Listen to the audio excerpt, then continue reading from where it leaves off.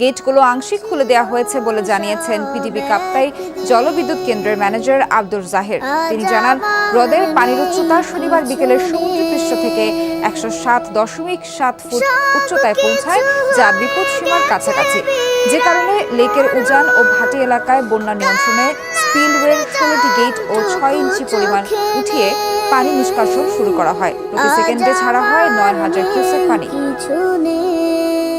আমারও ছিল সব একদিন, আজ আমার নেই কিছু নেই, সব কিছু হয়ে